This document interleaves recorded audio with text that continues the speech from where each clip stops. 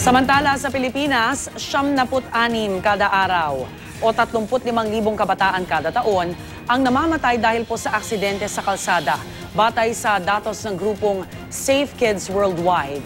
At para mabawasan ang ganitong aksidente, katuwang ang DOTC, LTO at I Am Ready ng GMA Network, tinalakay po sa Kids Road Safety Forum ang mga pamamaraan para iwas disgrasya ang mga kabataan. Narito ang report ni Rida Reyes. Mga kabataan ang naging sentro ng usapin sa kauna-unahang Kids Road Safety Forum ng Department of Transportation and Communication o DOTC, kung saan binigyang diin ang tamang pagsunod sa mga batas ng lansangan at kung paano mapangangalagaan ang sarili habang nasa kalsada. We are not the only users of the road. While we are always telling everybody to be responsible and to help in promoting road safety, ang unang-unang tutulong sa ating sarili ay tayo mismo. Sa datos na nakalat ng grupong Safe Kids Worldwide, pumapangalawa ang road accidents sa mga pinakamadalas na sanhi ng aksidenteng kinasasangkutan ng mga kabataan.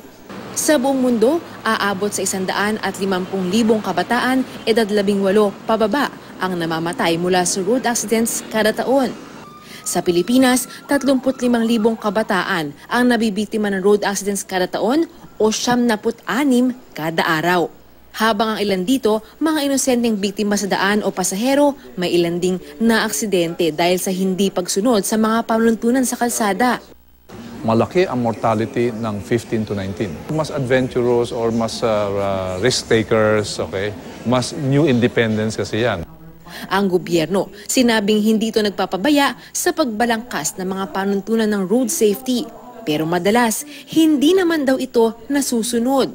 Maraming nahuhuli because walang seatbelt or kaya walang or gumagamit ng cellphone. It's so dangerous if you use your cellphone while driving. Higit sa lahat, tamang kaalaman daw ang kailangan para maiwasan ang mga aksidente sa daan, lalo na sa mga bata. Ito raw ang gustong matugunan ng isang car company sa kanilang road safety driving course, kung saan tinuturuan ng mga bata sa mga basic traffic rules at road signs. What did you do? Learn how to stop and go. At least aware na sila, no? So iwas sa aksidente.